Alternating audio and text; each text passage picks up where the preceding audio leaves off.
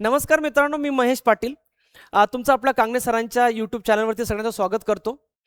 Kangane sir आणि मी आम्ही आधीपासून आमची ओळख आहे, चांगली मैत्री आहे आणि आमच्या संभाषणातनं निघालेला एक टॉपिक म्हणजे तलाठी भरती.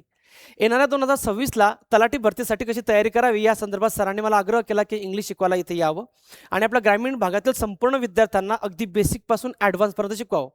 ज्या प्रकारे सरांचं एवढं मोठं योगदान ह्या संपूर्ण महाराष्ट्राला लाभत आहे, त्या संदर्भात खरोखर सॅल्यूट आहे आपल्या कांगणे सरांना, की जे ग्रामीण भाग जपून म्हणजे ग्रामीण भागातल्या लोकांना शिक्षण प्रोव्हाइड करतायत. तर इथून पुढे आपल्या त्या तलाठी बॅचला मी स्वतः महेश पाटील तुम्हाला इंग्लिश संपूर्ण शिकवणार आहेत आणि विषय म्हणजे इंग्लिश मी असं शिकवणार आहे जे आधीपासून मी शिकवतो की तुम्हाला इथून पुढे कुठलीही बॅच करायची गरज पडणार नाही. अगदी बेसिकपासून ते ॲडव्हान्सपर्यंत, अगदी ॲमेझरपासून ते अगदी ॲडव्हान्स सेंटेन्सपर्यंत आपण शिकूया. तर याच्या लेक्चरमध्ये आपण बघूया की नेमकं TCSचं पॅटर्न कसं होतं, MPC पॅटर्न कसं असेल आणि तलाठी भरती काय असणार आहे त्याबद्दल आपण चर्चा करूया. तर बघा मित्रांनो, तलाठी थोडक्यात काय, ग्राम महसूल अधिकारी, याला आपलं नाव आता नवीन मिळालेलं आहे. तर थोडक्यात तो एक दर्जा आहे आणि ग्रामीण भागामध्ये तलाठी म्हणजे कलेक्टरच असतो. तर 2026ला नेमकं कोण घेणार आहे परीक्षा, बघा या संदर्भात जर आपण GR बघितला तर क्लिअरली स्पष्ट शब्द इथं 1 जानेवारी 2026 पासून संपूर्ण म्हणजे यात बघा सर्व पदे, हा शब्द विसरू नका मित्रांनो. यात बघा सर्व पद सरळ सेवेचे जेवढे असतील ते सगळं आयोग म्हणजेच MPSC कडे येणार आहे. मग यात ती एवढी क्लॅरिटी आपल्याला मिळालेली की 1 जानेवारी 2026 पासून सर्व पदे जर आयोग कंडक्ट करणार आहे तर इथं TCS क्लिअरली बाद होत आहे. म्हणजे TCS इथून पुढे परीक्षा घेणार नाही, पण TCS टेक्निकली ते कंडक्ट करेल, मात्र प्रश्नपत्रिका आयोग बनवून देईल. मग याच्या आधी असं कधी घडलं आहे का? तर हो. तर रिसेंट जे सरळ सेवेचे पेपर आहे आयोगाने TCSला देऊन त्यांनी कंडक्ट केलेले आहेत फक्त. म्हणजे थोडक्यात प्रश्नपत्रिका बनवणार आहे आयोग. मग आपल्याला आयोगानुसार जावं लागेल की इंग्लिशची तयारी कशी करावी. म्हणजे 25 प्रश्न असतील किंवा 50, आउट ऑफ कसं स्कोअर करायचं त्यासाठी बघायचं आपल्याला PYQ, TCSचं पण आणि आयोगाचं पण. तर बघा यात इंग्लिशसाठी तयारी करायची असेल तर आपल्याला एक गोष्ट समजून घ्यायची आहे. एकतर प्रश्नपत्रिकेचं पॅटर्न फिक्स नाही आहे. जानेवारीमध्ये आय थिंक ते यावं, जान किंवा फेबमध्ये आपल्याला क्लॅरिटी येऊन जाईल 25 प्रश्न असतील का 50 असतील. खरं तर बघा 25 प्रश्नांचं पॅटर्न आतापर्यंत आहे. म्हणजे 25 इंग्लिश, 25 मराठी, 25 मॅथ रिजनिंग आणि 25 GK. म्हणजे थोडक्यात यामध्ये ना हायेस्ट मार्क्स जर मिळवायचे असते तर इंग्लिश, मराठी आणि मॅथ रिजनिंग हे 75 प्रश्न आहे ना, हे तुमचा 70+ स्कोर यात पाहिजे. पर्सेंटाईल सिस्टीम असणार त्याबद्दल पण आयोगाने आपल्याला ऑलरेडी दिलेलं आहे एक नोटिफिकेशन की पर्सेंटाईल सिस्टीम याला असेल.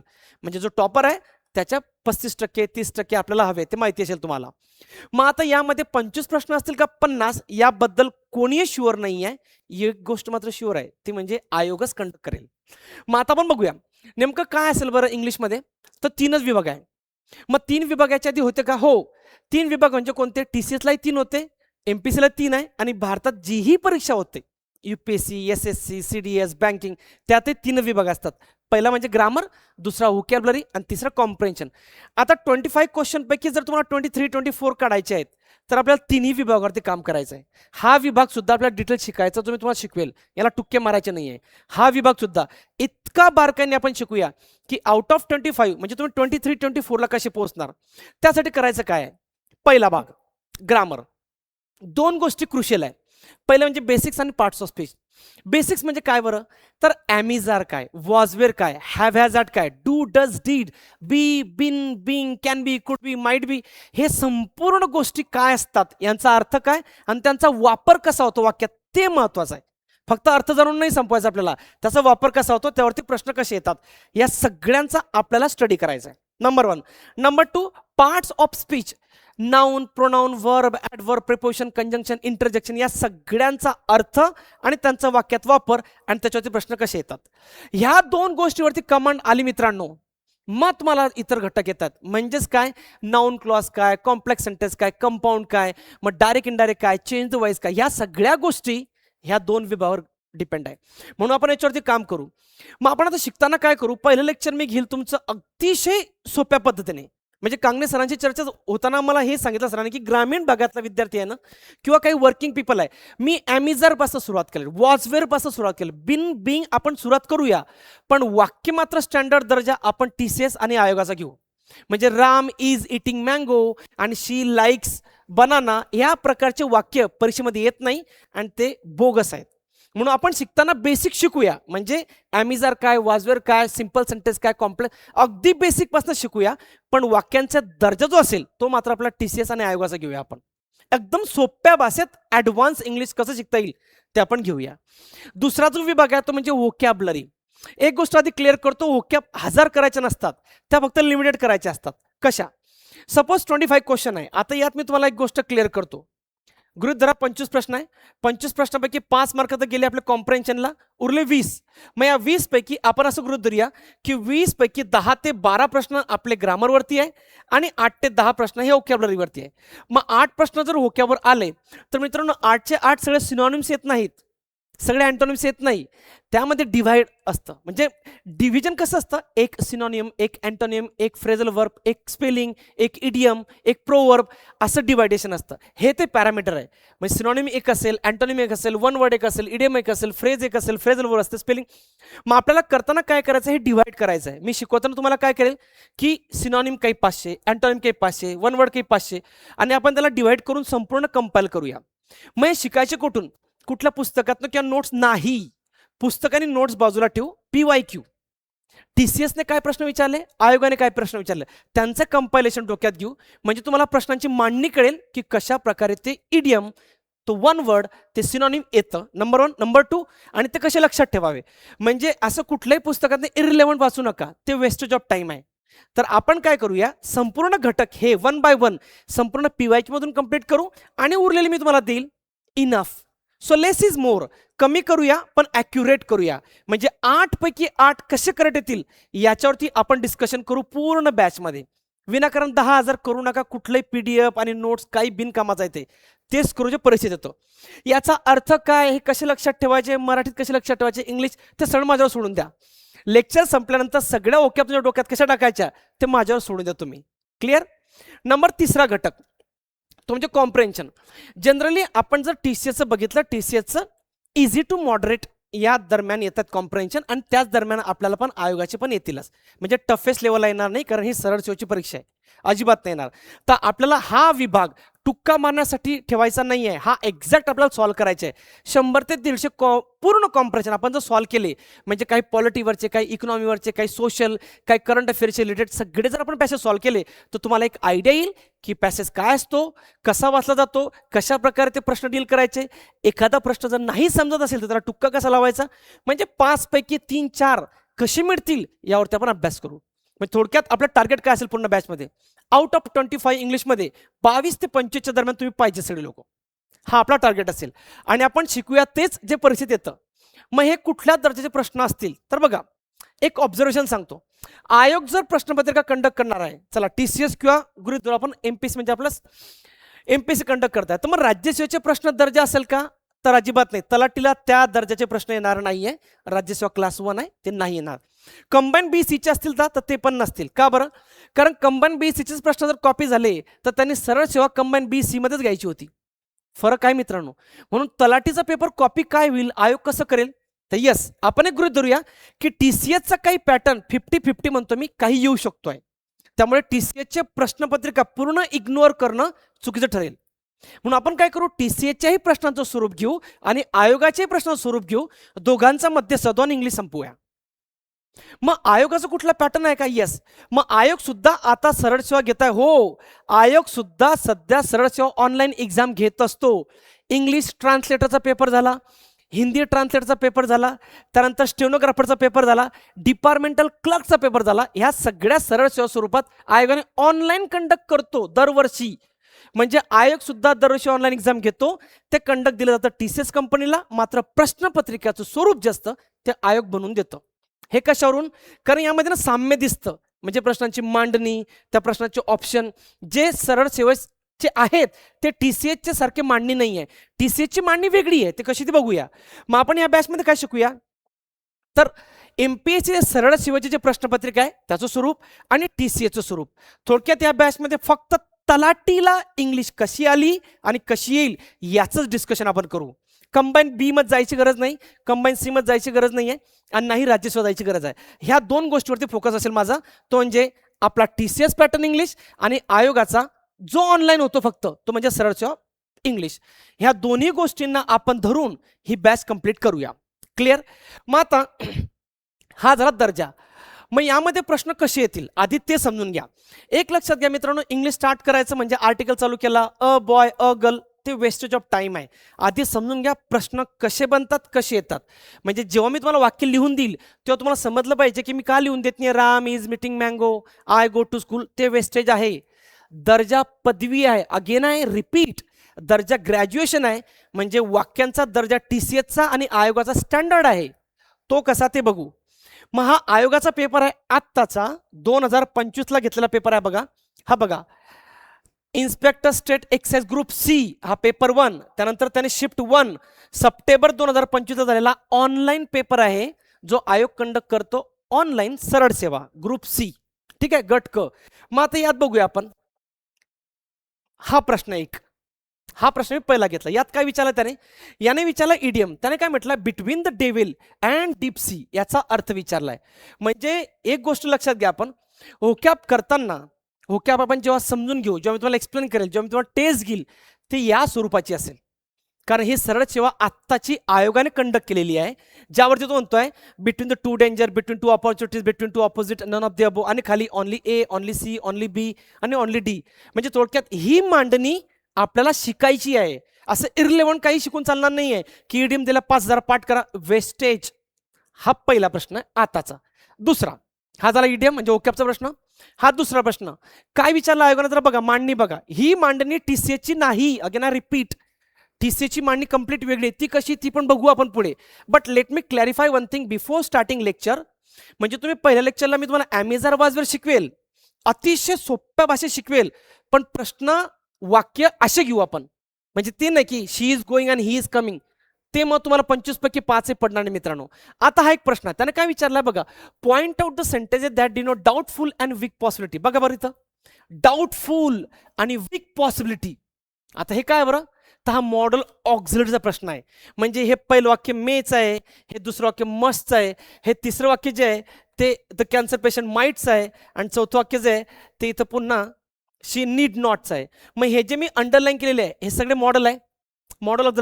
मग मी शिकवताना तुम्हाला जर नुसते असे वाक्य लिहून दिले, I may dance, she may pass, he can go, wastage of time आहे. ते 25 पैकी 25 पाहिजेत ना, हा दर्जा पाहिजे. मग मी जेव्हा तुम्हाला माईट शिकवेल, माईटचा अर्थ मराठीत सांगेल, माईटचा वापर पण मराठीत सांगेल, वाक्य मात्र हे घेऊ. मी जेव्हा तुम्हाला नीड नॉट शिकवेल की नीड काय, नीड टू काय, हॅव टू काय, हॅज टू काय, मराठी अर्थ सांगतो आणि वाक्य पण त्यांचे या दर्जाचे घेऊ आपण. म्हणजे तेव्हा तुम्हाला कळेल की हा सोप्या पद्धतीत शिकणं झालं आणि हे PYQ आहे आणि ह्या दर्जाचे वाक्य आहे. क्लिअर मित्रांनो? हे लेक्चर तुम्हाला मी आयडिया देतोय की कसं शिकलं पाहिजे, काय स्ट्रॅटेजी असली पाहिजे. ठीक आहे. तिसरा प्रश्न, जर हा बघा, आता हा प्रश्न काय विचारते ना, हा मी मुद्दाम शब्द घेतला बघा, पोरस. ठीक आहे. आता हा शब्द मी काय घेतला, सिनॉनिम विचारला त्यानेचा, सॉरी अपोजिट विचारला, अँटोनिम विचारलेला आहे. मग ओकॅप करताना तुम्ही एक्सपेक्ट करू नका माझ्याकडनं की मी तुला ओकॅप देईल. कम म्हणजे येणे, गो म्हणजे जाणे, डान्स म्हणजे नाचणे, सिंग म्हणजे गाणे, नाही. जरी आपण तलाठीचा अभ्यास करतोय, दर्जा पदवी आहे, तर त्यानुसार ओकॅप पाहिजे. तो दर्जा मी तुम्हाला देईल. सगळ्या PYQ बाहेर काढू, त्यांचं प्रोनाउन्सिएशन, त्यांचा मराठी अर्थ, त्यांचा इंग्लिश अर्थ सगळं सांगितलं तुम्हाला. बट स्टँडर्ड मात्र हाच घेऊ आपण. मग आता पोरस म्हणजे काय, की जिथून पाणी लीक होण्याचे चान्सेस आहेत ते. त्याच्या विरुद्ध काय होईल, वॉटरप्रूफ. हे झालं उत्तर. पण मग हे फ्रेजाईल काय बरं, हे समजून घेऊ. मग हा बघा, हा कन्सोलिडेट म्हणजे काय बरं, हा डेन्स म्हणजे काय बरं, याचा मराठी अर्थ काय, इंग्लिश काय, इथून स्टार्ट करू मित्रांनो. मग मी जेव्हा तुमची टेस्ट घेईल, तर टेस्ट जेव्हा मी टाईप करेल, हो मी स्वतः टाईप करतो, कंबाईन BC राज्यसेवा रायटिंग सगळं मी स्वतः टाईप करतो आणि बनवतो इंग्लिश. तर मी बघा असा शब्द घेईल, हे बघा हा शब्द असा पोरोसारखा घेईल, त्याला पण पुन्हा हेच ऑप्शन देईल आणि खाली पण तेच ऑप्शन देईल. म्हणजे थोडक्यात मी शब्द बनवताना असा नाही बनवणार ॲक्सेप्ट आणि याच्या विरुद्ध तुम्हाला येईल, मग तुम्ही येस सर, रिजेक्ट, 1 नंबर, हे काही कामचं नाही. हे वेस्टेज ऑफ टाइम आहे तुमचं, हे येत नाही परीक्षेमध्ये आणि TCSला पण येत नव्हतं आधी. तर हा असा ओकॅपचा प्रश्न आहे. ठीक आहे. आता अजून दुसरा पेपर घेऊया आयोगाने घेतलेला. कधी घेतलाय तो, तर बघा हा घेतलेला 17 ऑगस्ट 2025ला, शिफ्ट पहिली आहे त्याची. आणि कुठला पेपर आहे, ट्रान्सलेटर मराठी. याचा दर्जा पुन्हा सरळ सेवाचा आहे. मग हा आयोगाने कंडक्ट केला प्रश्न कसा बघा बरं. पहिला प्रश्न त्याने काय विचारलं आहे की खालीलपैकी होमोनियम्स ओळखा. आता होमोनियम्स ओळखा म्हणजे काय, आधी मी तुम्हाला हे शिकवेल होमोनियम्स म्हणजे काय, हे कोणते असतात आणि यांना कसं ओळखावं. हे झालं की मग आपण हे वाक्य घेऊया. मग याचा उच्चार काय, हा ऑट आहे का ऑट आहे, हा ड्यूल आहे का डॉल आहे, हा काउन्सिल आहे का काउन्सिल आहे, हा डिसीज आहे का डिसीज आहे, हे तुम्हाला मराठी स्पष्ट सांगेल. पण एक्झाम्पल वाक्य याच दर्जाचे घेऊ आपण. आय होप तुम्हाला कळतंय मित्रांनो. नंबर नेक्स्ट पुढचा प्रश्न. आता बघा इथं त्याने क्लिअरली विचारला नाऊन क्लॉज. नाऊन क्लॉजचं वाक्य आहे हे ॲडवायसर. आता नाऊन क्लॉजचं जर वाक्य विचारला क्लिअरली तर क्लॉज शिकावा लागेल, तो शिकावाच लागेल. का बरं, कारण आयोगाने सरळ सेवेच्या प्रश्नपत्रिका घेतलेले आहे, त्यामध्ये तो इडियम विचारतोय, त्यामध्ये तो क्लॉज विचारतोय, त्यामध्ये तो होमोनियम्स विचारतोय. तर आपल्याला असं काही वेगळे चॅप्टर शिकून जर आपण गेलो तलाठीला तर आपला हा अटेम्प्ट वाया जाईल. तर हे आयोगाच्या सरळ सेवेचे प्रश्न आहेत. Number next. आता बघा एक साधा प्रश्न सांगतो, सोपा प्रश्न आहे, क्वेश्चन टॅगचा प्रश्न आहे. हा बघा, हा डिड यू, हॅवंट दे वगैरे वगैरे. पण एक गोष्ट लक्षात घ्या, इथं आयोगाने एक वाक्य नाही विचारलं, 4 वाक्यांचा एक प्रश्न बनवलाय. मग मी जेव्हा क्वेश्चन टॅग तुम्हाला शिकवेल तेव्हा त्याच्यावरती टेस्ट बनवताना 4 वाक्यांचा एक प्रश्न बनवेल मी, हे आधी समजून घ्या. कदाचित एका वाक्याचं तुम्हाला उत्तर येऊ शकतं, येस सर समजलं हे, दुसरं वाक्य तुम्ही चुकू शकता, तिसरं वाक्य चुकू शकता. थोडक्यात आपल्याला करायचं काय की हा क्वेश्चन टॅग शिकताना 4 वाक्यांचा एक प्रश्न या स्वरूपाने शिकू आपण. क्लिअर. तर हा आयोगाचा पॅटर्न आहे सरळ सेवेचा. यात बघा आता हा एक प्रश्न आहे, इथं बघा ओ हाऊ ब्युटिफुल इट इज. आता यामधला एक्सक्लेमेटरी मार्क इथला बरोबर आहे का इथला बरोबर आहे, आणि याला टुक्का लावून टुक्का लावला की 25 पैकी तुम्ही आलात खाली 10-12ला. 25 पैकी 25 पाहिजे तेव्हा तुम्ही बसणार तलाठीमध्ये, कारण स्पर्धा खूप मोठी मित्रांनो. इथं बघा attend the school properly comma otherwise comma you will fail. आता इथं पण कॉमा इथं पण कॉमा आहे, कॉमा कुठे पाहिजे. इथं बघा he was an honest bold एट अक्रुअल मॅम. मग इथं पण कॉमा इथं पण कॉमा आहे, कॉमा कुठे पाहिजे, इथं सेमिकोलन आहे. इतकं बारकाईने आपण एक एक गोष्ट शिकू तेव्हा 25ला पोहोचू. ठीक आहे. Number next. मग मी जेव्हा पंक्च्युएशन शिकवेल तेव्हा अशा दर्जाचे वाक्य घेऊ, शिकवेल सोप्या पद्धतीत. कॉमा येथे येतो, सेमिकोलन येथे येत नाही, पण वाक्य मात्र हे घेऊ. ही क्लॅरिटी मी हे का दाखवतो मित्रांनो, एकदम सोपं सांगतो. मी जेव्हा स्टार्ट करीन लेक्चर तेव्हा तुमचं आणि माझं ट्युनिंग जुळलं पाहिजे. तुम्ही सर्व लिस्टमध्ये यायचं नाही, 25 पैकी 25 पाहिजेत ना. मग ह्या दर्जात मी तुम्हाला शिकवेल तेव्हा असं नको की तुम्हाला हे डिफिकल्ट आहे, हे जरा ॲडव्हान्स आहे. नाही, सोपंही शिकवेल मी, काय अडचण नाही. Ram is eating mango, Shyam going to school, but ते येत नाही परीक्षेत. आता हा प्रश्न टेन्स आहे. टेन्स तुम्ही इतके लेक्चर बघू शकता युट्यूबला, हजारो आहे. पण हे वाक्य जे बनवलं नाही इतकं स्टँडर्ड आहे बघा. तो म्हणतो की अशी क्रिया सांगा की जी आधी सुरू होती ना आताही आहे, तो टेन्स दर्शवा. मग टेन्स शिकवताना नुसतं am is are was were तसं नाही चालणार, तुम्हाला टेन्सच्या व्याख्या सांगाव्या लागतील. ही ती एक व्याख्या आहे. तो जो it is use to express an action which began something ago in the past and which is still going on. मग तो कोणता टेन्स आहे, मग यामध्ये tense perfect tense, continue, perfect continuous. मग टेन्स शिकताना या दर्जे वाक्य घेऊ आपण, शिकूया. Number next. हे बघा आता ही झाली फ्रेझल वर्ब. फ्रेझल वर्ब काय बरं, की फ्रेझल वर्बचे मिनिंग आपल्याला येतात, पण हे पाठ कसे करायचे त्याआधी सगळं सोडा. प्रश्न कसे येतात जोड्या लावा, look after, look for, look forward, look to. मग लुकच्या आपण शिकूया, कटच्या शिकूया, पुटच्या शिकूया, ब्रिंगच्या शिकूया, सगळ्या शिकवेल. पण प्रश्नपत्रिका बघा अशी येते, जोड्या लावा. हे सरळ शिवाय MPSC. Number next. आता घेऊया TCS. हे जरा आयोगाचं. आता बघा लगेच तुम्हाला डिफरन्स जाणवेल. इथं आहे स्लॅशमध्ये मांडणी वेगळी आहे, नियम तोच राहील. तुम्ही इंग्लिश भारतात कुठे जा सेम आहे, फक्त प्रत्येक प्रश्नपत्रिकेची मांडणी वेगळी असते. मग आता TCSची मांडणी कशी स्लॅश आहे. आता there are no prices return in this menu. मग आता हे there are no prices return on this menu पाहिजे होतं, ऑन पाहिजे होता, इथं इन चुकला आहे, इथं इनचे जे ऑन पाहिजे होतं. हे TCSची मांडणी आहे, म्हणजे थोडक्यात त्यातलं एरर ओळखा. सेम थिंग दुसरं बघा. आता वाक्याचा दर्जा बघा बरं मित्रांनो, हे 2023चा पेपर आहे. हा TCS तलाठी 2023ला झालेला पेपर आहे, सकाळची शिफ्ट आहे. आता हे वाक्य बघा किती मोठं आहे. तुम्ही एक्सपेक्ट कसं काय करणार मला की रामू गोईंग आणि श्यामू डान्सिंग. वाक्य बघा, after analysing every piece of evidence the inspector realise that his hypothesis has been flawed from the beginning. वाक्य खूप मोठं आहे, ठीक आहे, खूप सोपं आहे मित्रांनो, इतकं सोपं आहे. बघा आता इथं काय म्हणतो तो, after analysing every piece of evidence, सगळे एव्हिडन्स आम्ही बघितले. नंतर काय बरं, द इन्स्पेक्टर रिअलाइज्ड हा V2 आहे, सिंपल पास्ट आहे मित्रांनो. मग हा जर पास्ट आहे तर पुढे प्रेझेंट कसं काय येईल, पुढे पास्टच राहील. मग after he the hypothesis has कशाला पाहिजे, इथं हा प्रेझेंट झाला. हॅज बीन कशाला पाहिजे, इथं पास्ट करून आपण वॉज फ्लॉड झालं. मग मी जेव्हा वॉज शिकवेल आणि जेव्हा हॅज बीन शिकवेल तेव्हा ते मराठी सोप्या भाषेत सांगेल. वाक्य असेच घेऊ आपण, म्हणजे तेव्हा तुमचं शिकलेलं ते तुमच्या PYQला ट्युनिंग होईल आणि तेव्हाच तुम्ही पटकन क्लिक करून पुढे जाणार आणि 25 पैकी 25 मिळवणार. आता पुढचं बघा. In a few years she studying abroad to pursue her dream career. In a few years म्हणजे येणाऱ्या वर्षात. मग येणारं वर्ष भविष्याचं असेल ना, मग इथं फ्युचर पाहिजे, विल बी स्टडिंग. मग बघा, मग फ्युचरची वाक्य आयोगाकडे नाही का, आहेत. मांडणी वेगळी आहे त्यांची. याची मांडणी अंडरलाईन करून म्हणतोय 4 पर्याय, त्याची मांडणी चूज द करेक्ट. मग दोघांचं मध्य साधायचं आपल्याला. नेक्स्ट बघा, हा प्रश्न बघा. Her husband is very jolly by nature. खूप जॉली येतो नेचरने, म्हणजे खूप असा खोडकर आहे. His jokes are dash and will love his company for that reason. मग आता ग्रेसफुल, क्लम्सी, हिलॅरियस, डिस्गस्टिंग 4 शब्द आहे. आता याचं उत्तर 3 आहे, ते सोडून द्या. म्हणजे हे म्हणजे फनी, आनंदित देणारा, आनंद देणारा, गमतीशीर, ठीक आहे. पण मग ग्रेसफुल काय, क्लम्सी काय, त्यानंतर आपला हा डिस्गस्टिंग शब्द काय, एक एक शब्द शिकूया. म्हणजे इथं मित्रांनो त्यांनी ऍडजेक्टिव्हचा प्रश्न विचारलाय. Adjective fill in the blank करा. आयोगाचा ऍडजेक्टिव्हचे प्रश्न टाईप येतात आयोगाला. मग आपण काय करू, ऍडजेक्टिव्ह शिकताना टीसीएचाही प्रश्न, ऍडजेक्टिव्ह शिकताना आयोगाचाही प्रश्न, म्हणजे दोन्ही गोष्टी कंबाईन करू आणि फुल फोकस फक्त टीसीएचचेच पीवायक्यू घेऊ.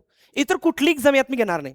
ऑनली फक्त तलाठी फोकस असेल ही बॅच, ठीक आहे. नंबर नेक्स्ट, पुढचा प्रश्न बघा. आता कीप युअर फिंगर क्रॉस. आपण असं करतो बघा की हो फुलच नाही, मी तलाठी पास होईल, या वर्षी मी तलाठीच्या लिस्टमध्ये आहे, इंग्लिशमध्ये 25 पैकी 25 मला मिळतील, याला म्हणतो आपण कीप वन्स फिंगर क्रॉस. मग इथं काय केलं आयोग, काय करतो वाक्यात वापरतो. इथं हा टीसीएस काय करतो, डायरेक्ट देतोय सांगायचं मिनिंग आणि 4 पर्याय दिलेत. मग शिकताना पण आपण याच दर्जाच्या इडियम्स घेऊया आणि याच दर्जाची मांडणी करूया, ठीक आहे. नंबर नेक्स्ट, आता हे बघा टीसीएसचा तलाठीचा paper 23चा. It was because of such a milieu around me that I had a firm belief, which still I hold, all arts are equally, if not more important in our lives than science and technology. बघा वाक्य किती मोठं आहे मित्रांनो. म्हणून आपण शिकताना सोप्या पद्धतीत याच दर्जाची वाक्य घेऊ ना. मग आता शब्द काय बघा, उच्चार करताना पण आपला तोंड वाकडे तिकडे होऊ शकतं. मिलू काय, मिली, इट्स मिलियू. मग मिलियू म्हणजे काय, एन्व्हायरमेंट, सभोवताल, म्हणजेच काय, सराउंडिंग्स. मग या शब्दाचा त्यानं काय विचारलाय, सिनोनियम. वाक्य किती मोठं दिलं, 2 वाक्य दिलेत. मग याच दर्जाचे वाक्य तुम्ही एक्सपेक्ट करा ना माझ्याकडून. नाही तर मी एक छोटंच वाक्य देईल, तुम्हाला आलं करेक्ट, हा बरोबर आहे, नाही ते फक्त तिथेही छान वाटेल फक्त ऑनलाईन क्लिक करताना किंवा ॲपमध्ये क्लिक करताना. But boss, if you are dealing with Talathi examination, you have to be as per the requirements of the previous year question paper. म्हणून आपण असं अंधारात तीर मारायचं नाहीये, जे परीक्षेत येतं त्याच दर्जाने जाऊया. क्लिअर? आय होप तुम्हाला क्लॅरिटी मिळते मला काय म्हणायचं आहे. मग आता यामध्ये पैकीच्या पैकी मार्क्स कसे मिळवायचे बघा मित्रांनो. 25 पैकी जर 25 पाहिजे असतील, आता याआधी मी एक गोष्ट क्लिअर करतो. मी तुम्हाला आयोगाच्या सरळ सोयीचे प्रश्न दाखवले, 2-3च दाखवले, कारण आता आपल्याला स्टार्टच करायचं शिकायला. त्यानंतर टीसीएचे दाखवले. तुम्ही एक गोष्ट समजून घ्या, दर्जा पदवी आहे, स्टँडर्ड आहे हाय, आपल्याला त्यानुसार जायचं आहे. पण आपण सोप्यापासून स्टार्ट करू. अगदी हॅव काय आणि हॅज काय, प्रत्येक टॉपिक मी तुम्हाला सोप्या भाषेत शिकवेल, वाक्य मात्र स्टँडर्ड घेऊ. मग त्यासाठी करायचं काय, पहिला सूत्र नीट ऐका. सुरुवात करायची तर करू काय, आपण करूया लेक्चर सोबत जाऊया आपण. माझं लेक्चर संपलं की तुम्हाला तेवढंच करायचं, जास्त गडबड करू नका. लेस इज मोर, म्हणजेच काय, थोडंच करू पण परफेक्ट करू. तर नंबर 1 की आपल्याला तिन्ही पॅटर्न कंप्लीट करायचे. कोणतं पॅटर्न, नंबर 1 ग्रामर, दुसरं म्हणजे व्होकॅब्युलरी आणि तिसरं म्हणजे कॉम्प्रेन्शन. मग तिन्ही एका वेळी करायचं का नाही, आपण पॅरलेल जाऊ. आधी बेसिक ग्रामर समजून घेऊ, जरा थोडं वाक्य काय असतं, निगेटिव्ह वाक्य काय असतं, इंट्रोगेटिव्ह काय असतो, डब्ल्यूएच काय असतो, इम्परेटिव्ह काय, वाक्य कसं बनतं, कसं एरर ओळखायचं. आधी आपण इंग्लिश बेसिक्सवरती कमांड घेऊ, नंतर ओकॅब स्टार्ट करू. तुम्ही काहीच करू नका, मी सांगेल तुम्हाला पर डे मी तुम्हाला ऍक्च्युअली देईल टार्गेट, एवढं कंप्लीट करा पुढे जाऊ, एवढं कंप्लीट करा पुढे जाऊ. एकाच वेळी सगळं करायला गेलात इंग्लिशवरती कमांड येणार नाही. आणि अजून एक गोष्ट लक्षात घ्या, तुम्हाला इतर एक्झाम पण द्यायचे आहेत, तुम्हाला इंग्लिशवरती कमांड आधी पाहिजे ना, 1 बाय 1 जाऊ. मग आता यासाठी करायचं काय, हे बघा, सर्वात आधी करायचं पीवायक्यू. मग आता पीवायक्यू कशातून करायचं, तर मी तुम्हाला शिकवताना प्रत्येक वाक्य पीवायक्यूच घेईल. मी असं कुठल्याही डोक्यातलं वाक्य शिकवताना घेत नाही की माधव इज डान्सिंग आणि प्रियंका इज स्विमिंग, नाही, इट्स अ वेस्टेज. मी एकही वाक्य मनातलं घेत नाही, सगळे पीवायक्यू बेस घेतो. मग एसएससी असेल, सीडीएस असेल, यूपीएससी असेल, एमपीएससी कंबाईन बी. पण इथं आपण सगळे वाक्य घेऊ फक्त तलाठीचे, तलाठी फोकस लेक्चर असतील हे. मग पीवायक्यू कशातून करायचे, आता तुमच्याकडे काय सोर्स आहे तर बघा, मी तुम्हाला फक्त एक सोर्स सांगू शकतोय. नंबर 1, हे जे कायझन बुक आहे जे मी लिहिलंय ते व्होकॅब्युलरीसाठी आहे, पण ते आत्ताच नको, आधी आपण शिकूया, नंतर ते घेऊया. ते इंग्लिश टू इंग्लिश तर आहे, पण मराठीत पण आहे, मराठीत स्पष्ट लिहिलंय. कायझन नावाचं बुक आहे. हे जे झिरो एरर नावाचं बुक आहे तुम्हाला माहिती असेल, यामध्ये कंबाईन बी, कंबाईन सीचे सर्व पीवायक्यू एक्सप्लेन केलंय मराठीमध्ये. तुम्ही आता कंबाईन बी सीचे वाक्य आपल्याला येणार नाही आहे, फिक्स आहे. पण जरी तुम्ही हे वाचलं तरी प्लस होईल. आपण आपल्या लेक्चरमध्ये सगळे जे वाक्य असतील TCSचे, सगळे जे वाक्य असतात सरळ सेवा MPSCचे ते सगळे घेईल मी. पण प्लस तुम्हाला जर अजून थोडा ॲडव्हान्स हवा असेल की जे तुम्हाला प्लस करू शकतं, तुम्ही आता PYQ असू शकतात. आणि विषय म्हणजे मराठीत नाही, स्पष्ट मराठीतनं लिहिलं आहे मी. इंग्लिशचं एक्सप्लेनेशन मी मराठीत लिहिलं आहे. आणि नंतर मराठीचं पण आपल्याकडे हे विश्लेषण आहे, तुम्ही हे पण घेऊ शकतात. हे तर अगदी पोलीस भरतीपासून ते UPSC पर्यंत सगळ्यांना लागू होत आहे. ठीक आहे. तर हे PYQ हा बेस आहे पहिला. पण मी शिकवताना सगळे PYQ घेईल, ते पण त्यात प्लस होतील. नंबर 2, आता नोट्सचं काय, तर बघा एक गोष्ट आधी क्लॅरिफाय करून देतो. नोट्स काय, प्रिंट वगैरे काय, एक नोट्स मी लिहितोय, झाली आहे, आता प्रिंटिंग येईल पुढच्या हप्त्यात. पण आपण पण लिहिणार आहोत आपल्या क्लासमध्ये. मी तुम्हाला लिहून देईन की दिलेल्या वाक्यामध्ये असे करावे तसे करावे, हे पण आहे. प्लस तुम्हाला जर वाटलं की मला डिटेल इंग्लिश पूर्ण शिकायचं आहे, पूर्ण डॉट लाईफ टाईमवालं, एक नोट्स इंग्लिश आणि मराठी जे येते पुढच्या हप्त्यात 12 जानेवारीला, तुम्ही ते घेऊ शकता. ती काही 1000 रुपयाची नाही आहे, हार्डली 150-200 रुपयाची असेल. नाही घेतली तरी चालेल, पण ह्या बॅचमध्ये मला नोट्स मी लिहून देईल. तर कुठलं प्रिंट पुस्तकाचं काही कुठल्याच गोष्टी मागे पडू नका. आपण TCS आणि आयोग दोन्ही गोष्टी धरून चाललो आहोत. सगळे PYQ त्यात येतील, सगळ्या व्होकॅब्युलरी PYQ त्यात येतील, सगळे कॉम्प्रेहेन्सिव्ह PYQ त्यात येतीलच. म्हणजे ते पूर्ण कंपाईलच होईल. मग त्यामुळे तुम्हाला अशा वेगळ्या गोष्टीची काही गरज नाही. आणि वेगळ्या गोष्टी करण्यासाठी नीट ऐका, तुम्ही कुठलं पुस्तक वाचताय त्याचा सेन्स पाहिजे तलाठीची एक्झामची. तुम्ही कुठले नोट्स वाचताय त्याचा सेन्स पाहिजे तलाठीची एक्झामची. म्हणजे माझं एक एक लेक्चर हे PYQ ला धरून असेल. एक लेक्चर संपलं, तुम्ही जर 10 वाक्य लिहिले तर 10 वाक्य तलाठीचेच असतील. मग त्यातले काही वाक्य आयोगाचे असतील आणि काही वाक्य TCSचे असतील. मग थोडक्यात हे संपूर्ण कंपाईल झाल्यानंतर तुम्ही जे वाचणार आहात तेच परीक्षेत येतील, त्या पलीकडे काही येणार नाही आहे. क्लिअर. तर पहिलं PYQ, दुसरं नोट्स. आता तिसरं करायचं काय आहे, तर नीट आहे का, आपण काय करूया, 10 जानेवारीला पहिलं लेक्चर आहे माझं, आपण स्टार्ट करू. पहिलं लेक्चर मिस करू, पहिले लेक्चर माझी मिस करू नका बेसिकचे, ते व्हेरी क्रुशियल आहे. त्यात कॅन, कुड, मे, माइट सगळं सांगेल मी तुम्हाला. अगदी जिथं ABCDचा झेड संपतो तिथून माझं लेक्चर स्टार्ट होईल. क्लिअर. आता बघा एक गोष्ट मी नेहमी फॉलो करतो शिकवताना, कंबाईन BC राज्यसेवाल्यांना, UPSC वाल्यांना, रायटिंगवाल्यांना, लेस इज मोर. म्हणजे काय की तुमचं जेवढे रिसोर्सेस कमी असतील तेवढे ते बेस्ट असतील. तुम्ही 10 पुस्तक घेतले इंग्लिश ग्रामरचे, 10 ओकॅबचे नोट्स, काही कामचं नाही येते. मी तुम्हाला जेवढं देईल तेवढं पुरेसं काय, मोर दॅन इनफ असेल ते. फक्त ते इतकं ॲक्युरेट करायचं आहे. जर मी 500 सिनॉनिम्स घेतले ते इतके ॲक्युरेट पाहिजे की ते डायरेक्ट डोक्यात गेले पाहिजे. मी एक्सप्लेन करेल ते. बस ते 500 डॉट झाले म्हणजे त्यातला 1-2 शब्द येईलच.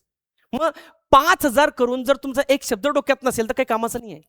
म्हणून लेस इज मोर म्हणजे काय, मला एक सांगायचं की जेवढा तुमचा रिसोर्स मराठीचा असेल, इंग्लिशचा असेल, जीकेचा असेल, तो जेवढा कमी असेल पण तो ॲक्युरेट पाहिजे. म्हणजे तोच तुम्ही वारंवार करून करून करून इतकं परफेक्ट झालं पाहिजे डोक्यात ते, की प्रश्न आला की लगेच क्लिक झाला पाहिजे. एवढं करायची काहीच गरज नाही आहे. तर तुम्हाला करायचं काय, एक्झाम ओरिएंटेड. तर ही जी बॅच मी घेतोय, जे आपण स्टार्ट करू, एक्झाम ओरिएंटेड म्हणजे काय, मी प्रत्येक वाक्य, प्रत्येक टॉपिक हा पूर्ण एक्झाम ओरिएंटेडच घेईल. त्यातलं माझ्या डोक्यातले वाक्य कुठले असतील ना, इतर नॉर्मल वाक्य असतील. दुसरं PYQ आणि MCQ ड्रिल. PYQ ला धरूनच जाऊ आपण. TCS आयोग, TCS आयोग, TCS आयोग. नाऊनचा प्रश्न नाऊन असेल तर त्यामध्ये रामून, श्यामून, स्कूल असे नाही येत वाक्य. नाऊनचे प्रश्न नाऊनच्या स्टँडर्डने घेऊ, TCSचे प्रश्न घेऊ, लगेच आयोगाचे घेऊ. असं पॅरलल सगळं चॅप्टर आपण कंप्लीट करू, सगळ्या ओक्याप आपण कंप्लीट करू, सगळे कॉम्प्रेन्शन कंप्लीट करू, त्यावरती टेस्ट घेऊ, संपली बॅच, ओव्हर. तर ह्या 3 गोष्टी आपण करणार आहोत. पण आता यात तुम्ही कन्सिस्टंट किती आहात. सपोज तुम्ही एक लेक्चर आज बघितलं, लगेच ब्रेक दिला, लगेच 8 दिवसांनी बघतायत, नाही समजणार. आजचं एक लेक्चर झालं की लगेच उद्या, लगेच परवा. म्हणजे ही जे कन्सिस्टंट तुमची लिंक लागेल ना, तरच तुम्हाला ते आपल्या ह्या 30, 40, 50 जेवढे लेक्चर होते त्या पूर्ण लेक्चरमध्ये तुमची कमांड येईल. पण एवढं मात्र मी तुम्हाला शुअर सांगतो, एक गोष्ट तर 100% फिक्स आहे ब्रॉथ. ती म्हणजे की ही बॅच तलाठी ओरिएंटेड मी इतकी डिटेल घेणार आहे की तलाठीचं प्रत्येक वाक्य, तलाठीचा PYQ, तलाठी परीक्षात आली की तुमच्या हातात पेपर आला, स्क्रीनवरती दिसला की मला लगेच क्लिक होईल की माहिती मला आहे, क्लिक होईल माहिती मला आहे. त्यामुळे हे संपूर्ण लेक्चर इंग्लिशचे मी बेसिकपासून ॲडव्हान्सपर्यंत, होकॅब बेसिकपासून PYQ पासून ॲडव्हान्सपर्यंत आणि कॉम्प्रेन्शन ह्या सगळ्या गोष्टी डिटेल घेणार आहे. नाही समजलं तुम्हाला, मला तुम्ही विचारू शकता तिथं मेसेज करून ऑनलाईन, मी तुम्हाला पुन्हा रिपीट करेल. नाही समजलं एखादा चॅप्टर, मी पुन्हा शिकवेल. पण ही पूर्ण बॅच संपल्यानंतर असं एकाचाही कंप्लेंट येऊ देणार नाही मी की मला इंग्लिश समजली नाही. मग तुम्ही वर्किंग असू द्या, तुमचं बॅकग्राऊंड तुम्ही कॉप्या करून पास झालेला असू द्या, किंवा तुम्ही मुक्त विद्यापीठातून ग्रॅज्युएशन झालेलं असू द्या, इंग्लिशचा ज्याला येत नाही त्याला मी इंग्लिश शिकू शकतो आणि इतक्या स्टँडर्ड दर्जाचे मी शिकवेल. पण त्याला नियम आहे एकच, तो म्हणजे कन्सिस्टन्सी. तुम्ही एक लेक्चर बघून डायरेक्टली 10वं लेक्चरला गेलात तो बॉस सोडून द्या, मग काही उपयोग नाही. तर आता इथं 10 जानेवारीपासून मी लेक्चर स्टार्ट करतोय. अगदी नित्य नियमानं आपण लेक्चर घेऊ, कंप्लीट करू. काही क्वेरी असतील तुम्ही कांगणे सरांना संपर्क साधू शकतात किंवा मलाही मेसेज करू शकता तिथं लाईव्हच्या चॅट बॉक्समध्ये. संपूर्ण प्रश्नाची उत्तर मी देण्यास तुम्हाला लायबल आहे. ठीक आहे. तर बघा आपली जी ही बॅच आहे पूर्ण टीम जी जमा केलेली आहे सरांनी, खूप बेस्ट टीम आहे. त्यामध्ये मराठीचे सर आहेत, इंग्लिशचे पण दुसरे सर आहेत, तेही तुम्हाला मदत करतील. पूर्ण टीम खरोखरच खूप बेस्ट जमा केली सरांनी आणि मी आशा करतो की ही संपूर्ण टीम आम्ही तुम्हाला 100% देऊ आणि तुम्हाला येत्या नोटिफिकेशनमध्ये तुमचं रँकिंगमध्ये तुम्हाला आणू, हा आमचा पूर्णपणे 100% कमिटमेंट आहे.